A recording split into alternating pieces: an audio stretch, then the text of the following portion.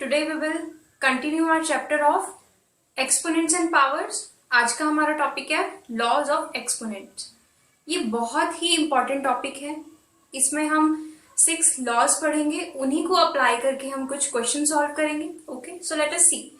Our first law is a raised to the power m multiplied by a raised to the power n gives us a raised to the power m plus n। क्या meaning है?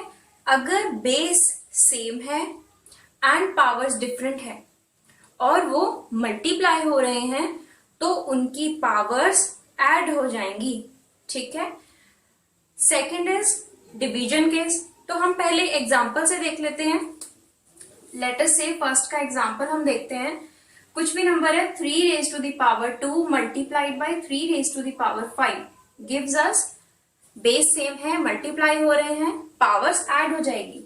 So it will be 3 raise to the power 2 plus 5 that is 3 raise to the power 7। हमारे पास इसका answer आ जाएगा। Okay, similarly second देखो, a raise to the power m divided by a raise to the power n। इसमें क्या होगा? Base same है, डिवाइड हो रहे हैं, पावर्स माइनस हो जाएंगी। एग्जाम्पल ले लेते हैं सेकंड का। सपोज आपके पास है 5 raise to the power 4 divided by 5 raise to the power 2। तो आप इसे कहोगे बेसिस आर सेम, डिवाइड हो रहे हैं तो पावर्स सब्ट्रैक्ट हो जाएंगी। ठीक है, तो 5 raise to the power 2 will be your answer. Similarly a raise to the power m within the bracket and उसकी भी होल की पावर है n। ओके, सो इस केस में पावर्स मल्टीप्लाई हो जाएंगी। So a raise to the power m into n। Example देखते हैं। Suppose 4 raise to the power 2 raise to the power 3। Okay, so powers multiply हो जाएंगी। It will be 4 raise to the power 2 into 3 that is 4 raise to the power 6। आपका answer आ जाएगा। Okay, now fourth law देखते हैं। a raise to the power m into b raise to the power m। क्या difference है इसमें और इसमें? देखो ध्यान से, इसमें बेसिस अलग हैं, पावर सेम है। ठीक है, तो इस केस में क्या हो जाएगा? a multiplied by b common हम ले लेंगे, उनकी पावर अलग कॉमन ले लेंगे। ठीक है, तो a और b की कॉमन पावर हो जाएगी m। ठीक है, एग्जाम्पल देख लेते हैं। Suppose 7 raise to the power 2 multiplied by 8 raise to the power 2। इस केस में क्या है? पावर्स सेम है और बेसिस डिफरेंट है। सो हम क्या करेंगे? 7 इंटू 8 की पावर आ जाएगी common, that is 56 raise to the power 2 हम कह सकते हैं। ओके, सिमिलरली फिफ्थ देखो, fifth law of exponent, am divided by b raise to the power m। इसमें भी सिमिलरली क्या है? बेसिस डिफरेंट है, पावर सेम है, डिवाइड हो रहे हैं, सेम हो जाएगा।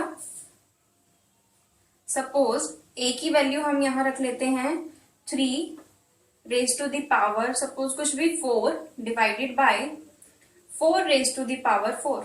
ठीक है, इसमें आप क्या करोगे? बेसिस अलग है, पावर्स कॉमन है। It will be 3 divided by 4 common power 4।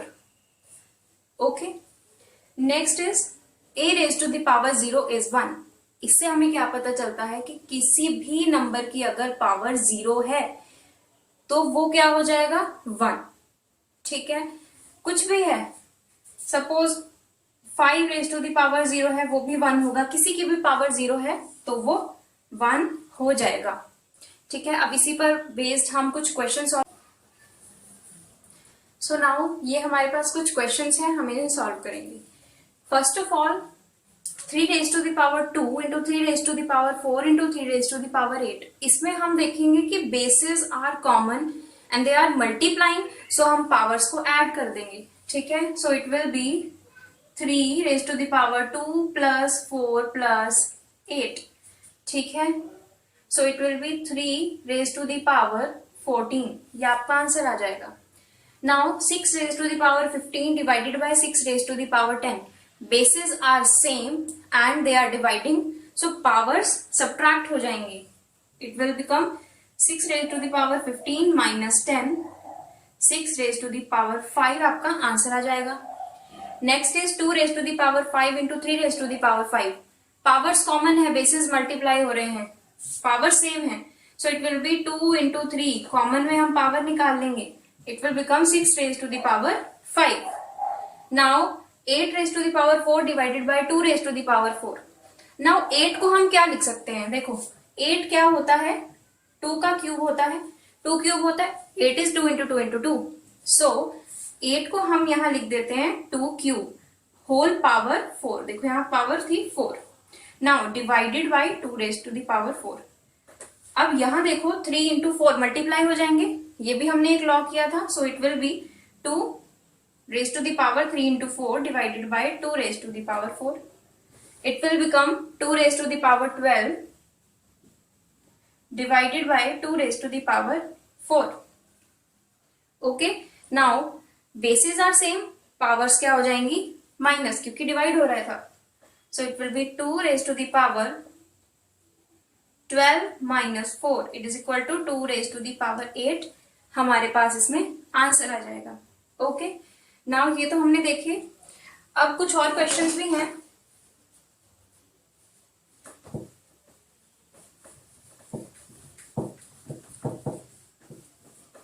देखो 5th क्वेश्चन में देखो हमने क्या करना है, इनको सबको प्राइम फैक्टर्स में कन्वर्ट कर देना है, ठीक है। 3, 7, 11 तो पहले से ही है, 21 को कर देते हैं। देखो 3, ये हम 5th वाला क्वेश्चन कर रहे हैं, 3 into 7 square into 11 raise to the power 8 divided by 21 को हम 3 इंटू 7 लिख सकते हैं, उसकी प्राइम फैक्टराइजेशन की तब, ठीक है।